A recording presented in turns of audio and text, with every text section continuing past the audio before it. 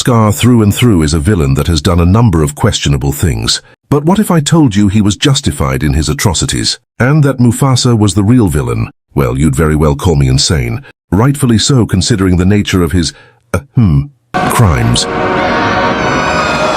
Child endangerment, premeditated fratricide of the first degree, kidnapping, conspiracy, and high treason. There's more. You have no idea. But based on the information we just received in the new Mufasa trailer, Scar may have had every right to do what he did. And killing Mufasa may have been well within that right, considering what we've just found out. Of course, I am alluding to the fact that Scar and Mufasa aren't actually blood brothers.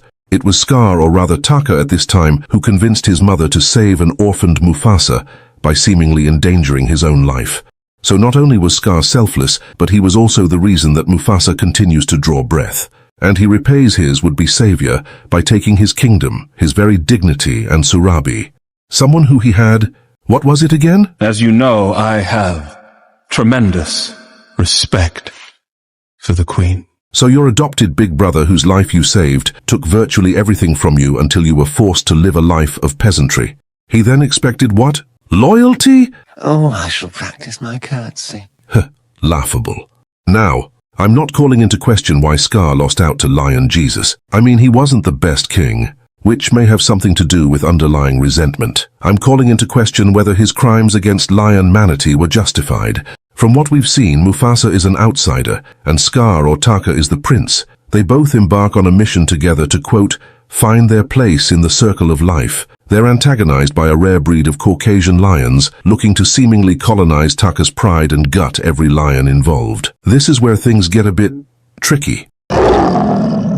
It could very well be true that Mufasa has done nothing wrong. After Taka's pride is ambushed, it's very possible they were all mauled down, leaving Taka without a royal court.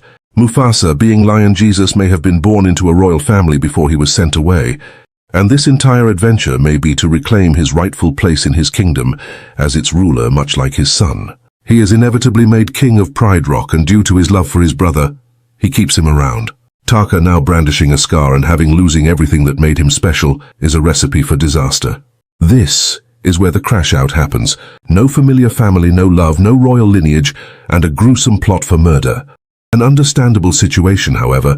Mufasa isn't at fault for this, which leads us to our second scenario.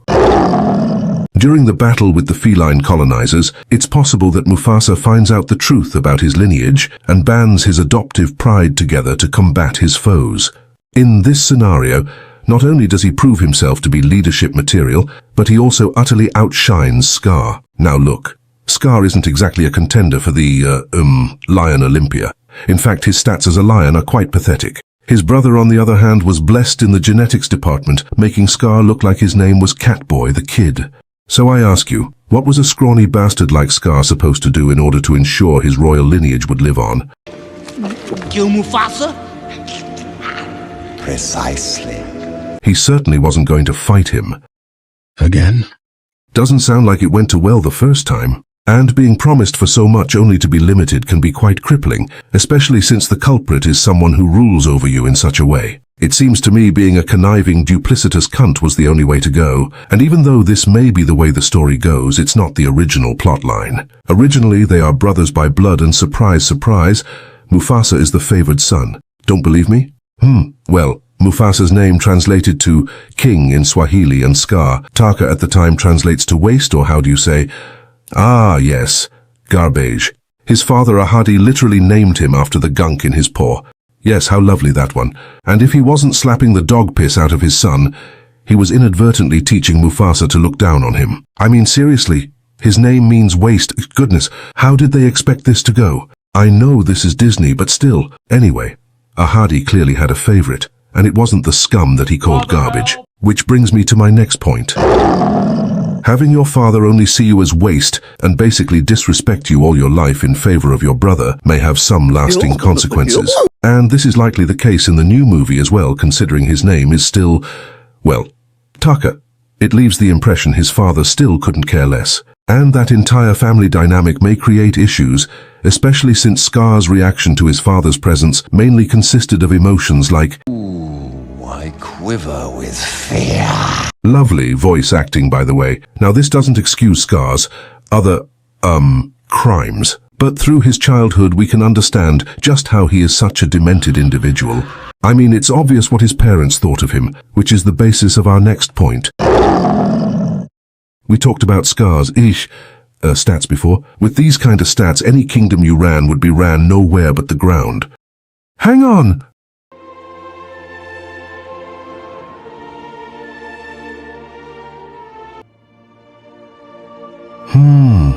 Strange. How could I be so wrong?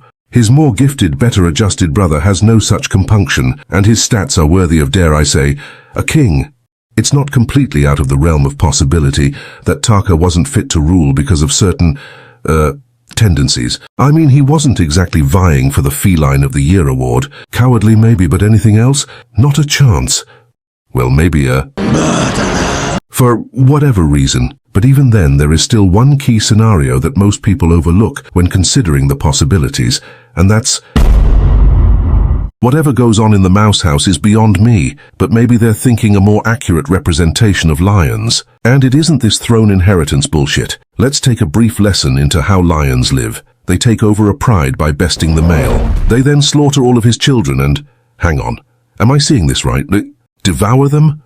Well, anything to preserve the bloodline, I suppose. Afterwards, they mate with the lionesses because lions develop a sexual appetite after slaughtering and eating children. If we are to believe that this is the route they're taking minus the kiddie additions, then Scar simply wasn't besting anyone. I mean, it tracks, right? You wouldn't want to stay in your pride lest you risk impregnating your own niece.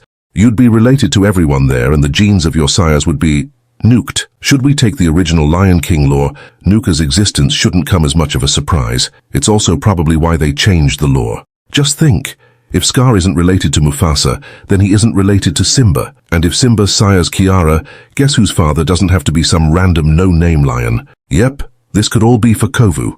Adds to his personal character and still integrates Scar into the narrative without having to work around incest. It's brilliant. Well, not really. In fact, it's a bit lazy, but who cares? Throughout all the scenarios we have covered, one thing remains absolutely constant, and that is Scar's uncanny ability to continue to be positively shafted.